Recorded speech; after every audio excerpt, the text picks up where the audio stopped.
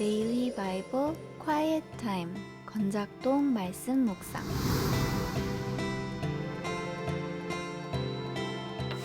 오늘 말씀은 역대하 9장 13절에서 31절. 솔로몬의 세입금의 무게가 금 666달란트요 그 외에 또 무역상과 객상들이 가져온 것이 있고 아라비아 왕들과 그 나라 방백들도 금과 은을 솔로몬에게 가져온지라. 솔로몬 왕이 쳐서 느린 금으로 큰 방패 200개를 만들었으니 방패 하나에 든 금이 600세겔이며 또 쳐서 느린 금으로 작은 방패 300개를 만들었으니 방패 하나에 든 금이 300세겔이라. 왕이 이것들을 레바논 나무궁에 두었더라.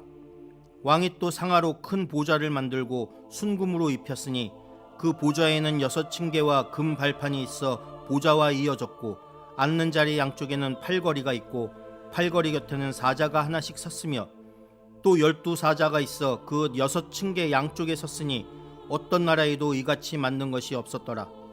솔로몬 왕이 마시는 그릇은 다 금이요 레바논 나무궁의 그릇들도 다 순금이라. 솔로몬이 시대에 은을 귀하게 여기지 아니함은 왕의 배들이 후람의 종들과 함께 다시스로 다니며 그 배들이 3년에 1차씩 다시스의 금과 은과 상아와 원숭이와 공작들을 실어오미더라. 솔로몬 왕의 재산과 지혜가 천하의 모든 왕들보다 큰지라.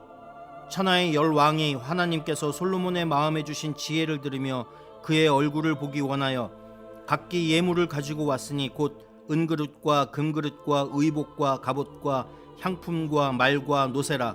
해마다 정한 수가 있었더라. 솔로몬이 병검에는 말의 외양간은 4천이요 마병은 12,000명이라. 병거성에도 두고 예루살렘 왕에게도 두었으며 솔로몬이 유브라데 강에서부터 블레셋 땅과 애굽 지경까지의 모든 왕을 다스렸으며 왕이 예루살렘에서 은을 돌같이 흔하게 하고 백향목을 평지에 뽕나무같이 많게 하였더라. 솔로몬을 위하여 애굽과 각국에서 말들을 가져왔더라. 이외에 솔로몬의 시종 행적은 선지자 나단의 글과 실로 사람 아히야의 예언과 선견자 이또의 묵시책 곧 이또가 느밧의 아들 여로보암에 대하여 쓴 책에 기록되지 아니하였느냐. 솔로몬이 예루살렘에서 온 이스라엘을 다스린 지 40년이라. 솔로몬이 그의 조상들과 함께 잠에 그의 아버지 다윗의 성에 장사되고 그의 아들 르호보암이 대신하여 왕이 되니라. 안녕하세요. 남교회 홍성경 목사입니다. 오늘 본문은 솔로몬의 부귀영화의 극치를 보여주는 본문입니다. 금방패, 금그릇, 금발판, 금. 세입금이 666달란트, 약 25톤 정도라고 하니 사실 상상은 안 되지만 어마어마한 양임에 분명합니다. 주변 국가의 왕들이 솔로몬의 지혜를 듣기 위해 온갖 예물을 가지고 옵니다. 예루살렘에서 은은 돌같이 은했고 백향목은 뽕나무같이 많았고 애굽으로부터 사들인 군마도 많았습니다. 솔로몬은 어마어마한 부를 누렸고 이스라엘은 강대했습니다. 얼핏 보면 모든 것이 풍요롭고 좋아 보입니다. 그런데 저에게 이 장면을 영상화해보라고 한다면 화려한 영상 뒤에 음산하고 슬픈 음악을 배경으로 깔고 싶습니다. 여러분, 솔로몬에게 들어오는 세입금의 무게가 666달란트입니다. 하필 666달란트입니다. 요한계시록에 나오는 사단의 수와 같은 숫자입니다. 아무리 대단해 보여도 완전수, 하나님의 수 7에 못 미치는, 하나님의 숫자를 흉내는 내지만 결코 될 수 없는 사단의 숫자입니다.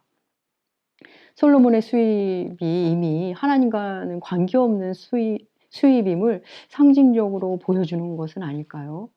혹 그게 아니더라도 솔로몬의 지출을 보면 우리는 그가 이미 사치와 허영에 얼마나 많은 돈을 들이고 있는지를 볼 수 있습니다. 하나님은 신명기를 통해 일찍이 왕은 이래야 한다는 말씀을 주셨습니다. 이스라엘 왕은 병마를 두지 말라 하셨습니다. 신명기 17장 16절 상반절 제가 한번 읽어보겠습니다. 그는 병마를 많이 두지 말 것이요 병마를 많이 얻으려고 그 백성을 애굽으로 돌아가게 하지 말지니.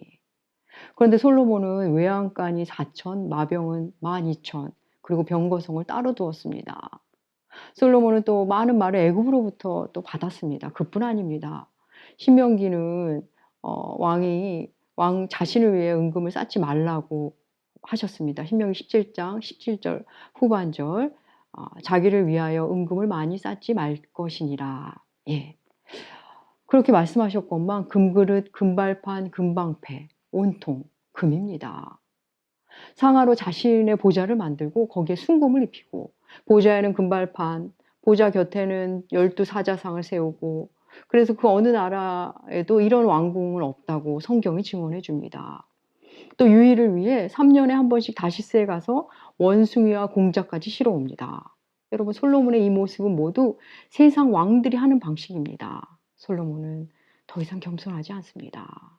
솔로몬은 이미 자기 자신이 주인이 되어 살고 있습니다.